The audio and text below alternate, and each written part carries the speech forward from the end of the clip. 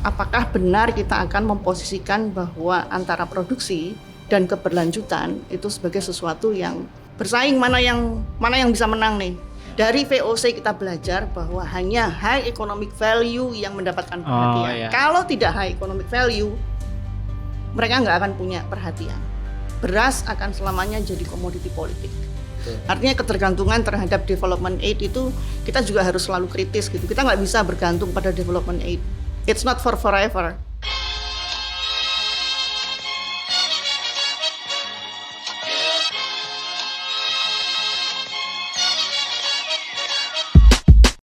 Luar biasa. Ini bentar lagi ditelepon sama Denmark nih. Halo.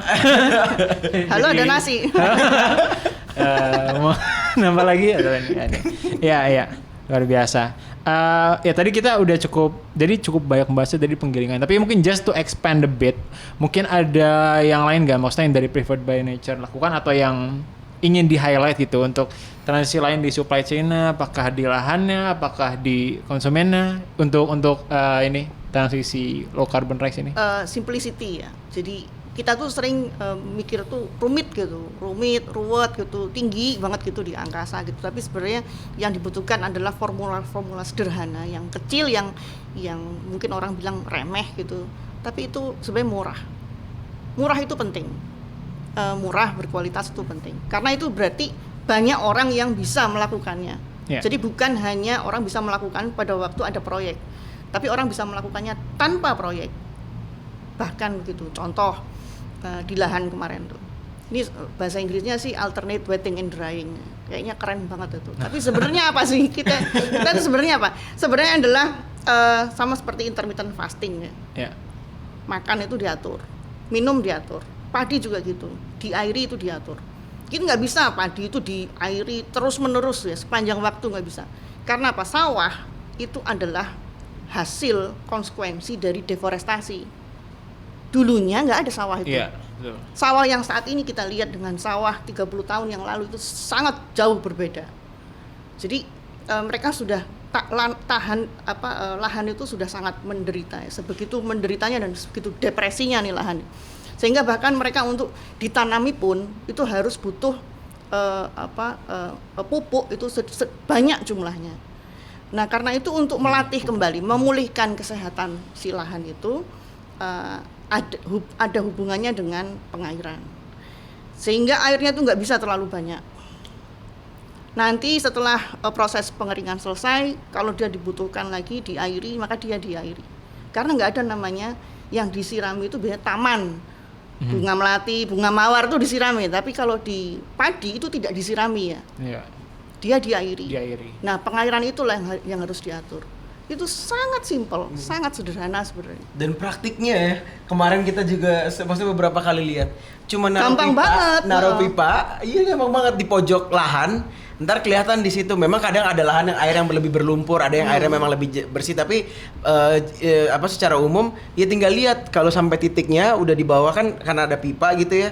Jadi kita kelihatan tuh air itu udah sampai titik mana. Ya udah baru airin. Ntar dia naik di atas pipa 5 cm, turun sampai 5 cm di bawah tanah gitu. Dan kalau teorinya sih 7 hari 7 hari ya selangnya. Okay. Jadi 7 hari diairin 7 hari berselang hilang, 7 hari diairin lagi. Jadi praktiknya sederhana betul, simplicity. Dan itu, mau tahu nggak, itu ngurangin emisi metana berapa? 40%. Wah, luar biasa. Berdasarkan data riset yang dilakukan oleh Kementerian Pertanian tahun 2017, ini biar aku nggak salah ngomong, yang kita punya datanya. Oke. Bayangin kalau itu dikali ya, dikalkulasi ya. Nih, ini bayangin dikali ya, per ton beras putih, itu emisinya sekitar 1,5 ton sampai 4 ton beras putih. 4 ton emisi karbon dioksida ekuivalen. Jadi lebih banyak emisi karbon yang dihasilkan dalam 1 ton beras daripada berasnya itu sendiri. Jadi 1 ton beras sama dengan 1,5 sampai 4 ton karbon dioksida ekuivalen. Bayangin kita produksi berapa puluh juta ton? 38 juta ton? Berarti berapa emisinya? 100 bisa sampai 100 juta ton. Enggak, kita 38 juta ton lah. Setahun itu kita 38 juta ton produksi kita, saya ingat aku. Emisinya sampai 100 berarti bisa. Bisa jadi sampai 100 karena dikali 4 kan. Jadi bayangin, nah 40% dari itu Sebesar apa Luar coba? biasa. Itu di lahan. Itu di lahan. Jadi kalau di lahan kita sudah menghemat, kita sudah mencoba mengurangi, kemudian di penggilingan kita juga sudah mengurangi, ada transisi energi di situ. 15% lah ya. Di marketing juga ini suatu pola marketing yang unik ya, yang mungkin belum pernah ada orang berpikir bahwa oh jadi yang aku makan ini beras rendah karbon. Dan memasarkan itu dari suatu konsep yang rumit menjadi konsep yang sangat sederhana, itu yang lagi kita cari. Betul. Siapa tahu Ikhlas dan teman-teman itu lagi punya ide, Atau sampaikan nontonnya. kepada kami gimana cara memasarkan. Boleh. Karena ini penting, suatu kesadaran bahwa kita sedang makan sesuap nasi, itu kita tidak lagi merenung bahwa bumi ini sudah berkorban untuk kita.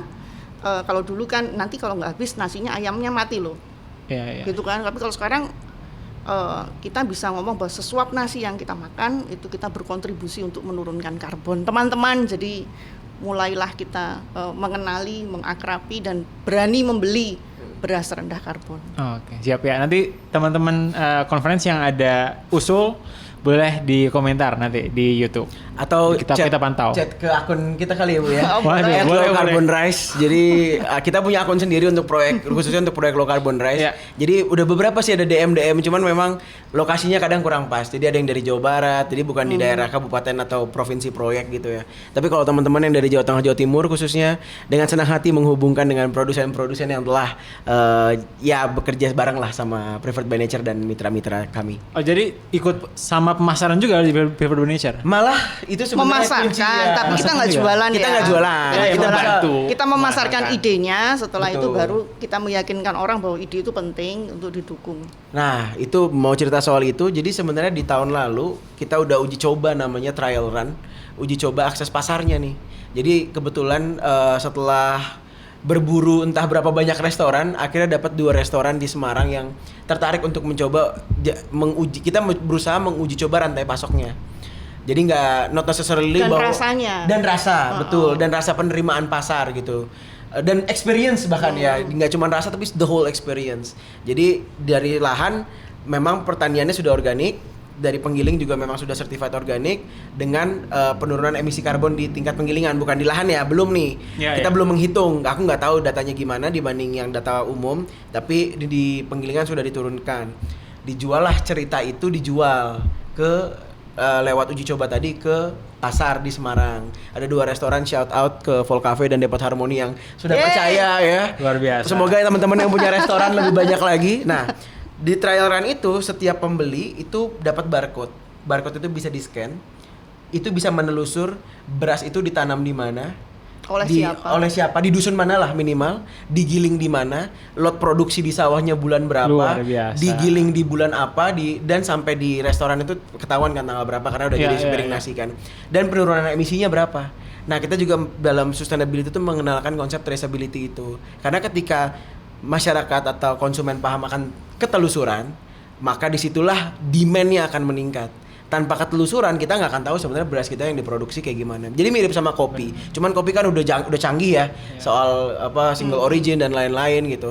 Nah, konsep yang sama atau serupa lah, nggak sama, kita pengen coba kenalin di beras gitu. Biar kalau makan nasi itu nggak sambil nangis, ikhlas. Iya.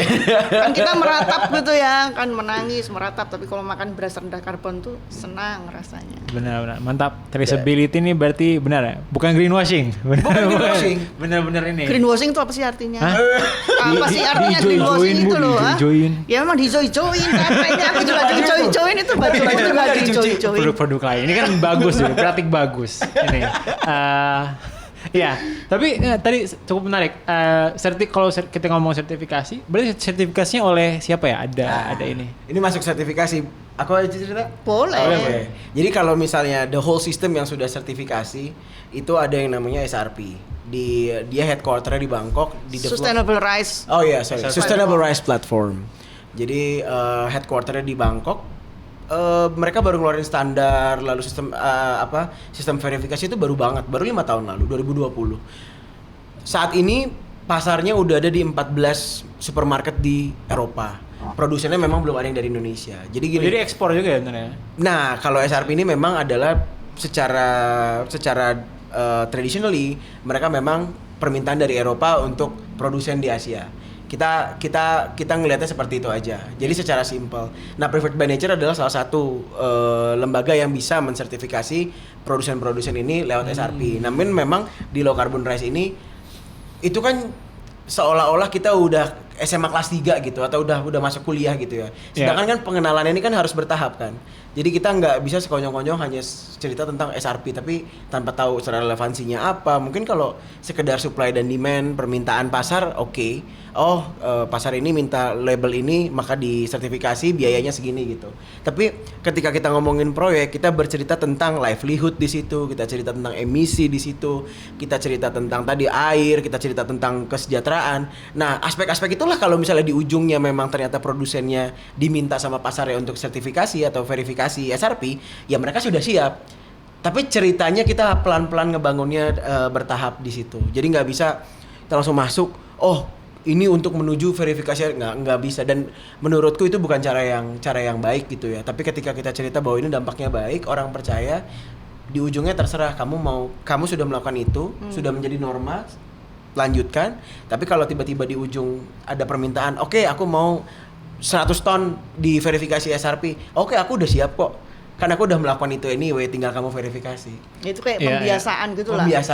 Pembiasaan hidup sehat gitu kan, itu dimulai dari teori, habis itu ada praktek, nanti kalau ada ujiannya semua pertanyaan-pertanyaan bisa dijawab gitu. Kira-kiranya gitu. Iya. Kita kalau di HI itu ada norma dan institusi gitu kan. Iya. Nah, inilah normanya. Kalian HI. Iya. Ini kan podcast HI. Waduh, aku anak hukum, minggir dulu ya. Bisa. Minggir dulu lah. Semuanya bisa di sini. Jadi ternyata di normanya, apalagi anak hukum kan ngomongin norma dan institusi juga hukum masuk. Normanya terbentuk di masyarakat lewat norm introduction gue lupa yang tiga step norma itu. Iya, kita nggak usah situ. Tapi institusinya juga siap kalau misalnya memang dibutuhkan sewaktu-waktu untuk diinstitusionalisasi. Preparedness lah intinya. Betul. Preparedness. Ya, luar biasa. Karena SRP jujur aku juga baru dengar gitu kan. Kalau yang lain kan udah lebih ini. Tapi bahwa itu udah ada, berarti bagus gitu. Dan apa ya? Harusnya Preferred by Nature nih udah dipanggil lah sama presiden menurut aku. Ini kayak keren kerjanya ini. Sayup-sayup kita mendengar panggilannya gitu. Iya, tadi udah terdengar, terasa gitu. Di hati itu terasa, ya ampun kita dipanggil gitu. Presiden mana dulu nih? Ya tuh. Cuma menteri. Nah, ini. Ya. Karena kan presiden sekarang kan juga cukup fokus dengan pangan gitu ya. Tapi kayaknya masih di tataran MBG atau bahkan food estate gitu ya. Yang apa namanya? Ya sedikit banyak cukup kontroversial gitu. There is a hopeful glimpse buat aku gitu. Ada hopeful, ada silver lining. Mungkin silver lining. Tapi not necessarily kita berarti sekarang lagi di kabut ya. Tapi maksudnya there's a glimpse of hope gitu. Kemarin kita 2 kali ngajak teman-teman dari pemerintah khususnya untuk studi lapang. Dan berkali-kali kalau ke yang di Indonesia, tapi studi lapang 2 kali ke Thailand dan ke Vietnam juga untuk dalam sebagai bagian proyek ini. Yang pertama senang itu. Senang. Tapi ya of course jalan-jalan semua orang senang ya. Tapi maksudnya belajar aku bisa melihat dinamikanya gitu. Dinamika pertama yang Thailand masih belum kenal, belum tahu ini apa, baru kenalan. Dan yang kemarin Vietnam bulan lalu bareng-bareng itu ada Bapanas di situ. Jumlah KL-nya, kementerian kelembagaannya juga makin naik yang ikut. Orang-orangnya juga semakin penting yang ikut. Mantap. Jadi yang bawa dulu ini. Dan yang paling aku suka adalah pemahaman dari diskusinya. Jadi bukan lagi soal ini apa, tapi bagaimana.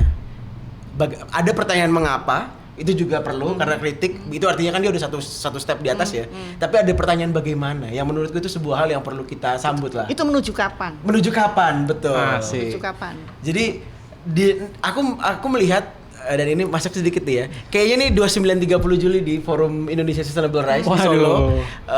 Itu kayaknya bakal jadi dinamika yang seru karena teman-teman yang ikutan sudah mulai kebayang, sudah mulai paham dan sudah mulai punya percaya masing-masing. Oh, aku sukanya yang kayak gini. Oh, aku pengennya yang kayak gini. Dan menurutku dialektika dialog-dialog kayak gitu perlu dibangun terus gitu ya. Dibangun terus sama teman-teman biar kebentuk apa yang disebut dengan standar sustainable rice Indonesia.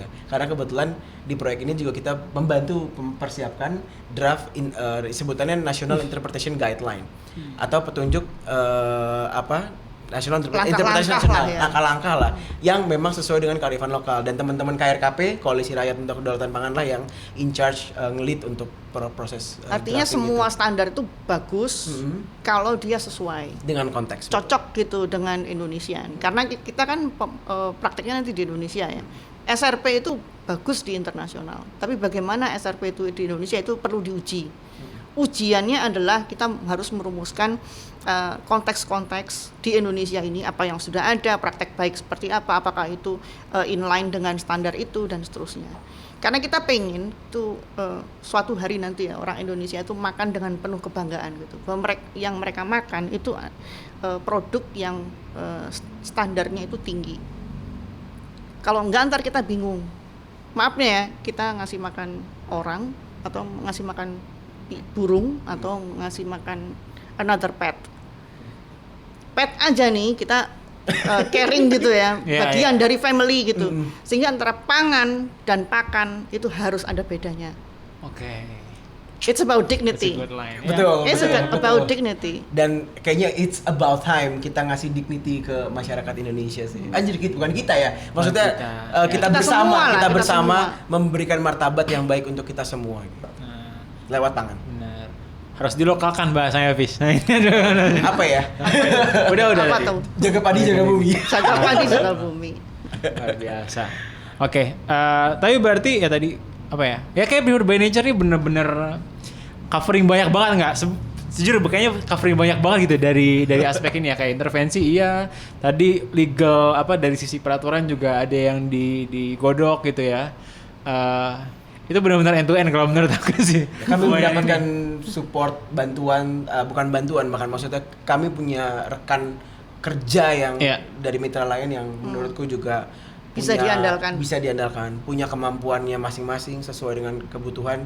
Ya kami punya konsep, Preferred by Nature punya konsep, kami punya cerita, kami punya knowledge, tapi teman-teman yang lain yang ada di Indonesia khususnya juga pemerintah dan stakeholders lain lah, bahkan even petani yang kita ajak diskusi setiap hari punya knowledge yang beda dengan kita, dan itu menurutku sih bisa kita terus jaga diskusinya. Oke, luar biasa. Kalau begitu mungkin ada tambahan lagi, Bukus?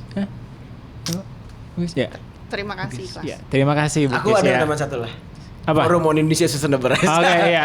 Iya, satu buat teman-teman, ini kan tayang bakal sebelum tanggal 29 Juli ya. Iya dong. Boleh nggak nih gua cerita? Boleh? Oke. Iya, Low Carbon Rice, Preferred by Nature, bareng KRKP, bareng Perpadi, juga bareng mitra kita di proyek lain, Ricolto, itu sedang bahu-membahu mempersiapkan sebuah forum untuk beras berkelanjutan, namanya Forum Indonesia Sustainable Rice.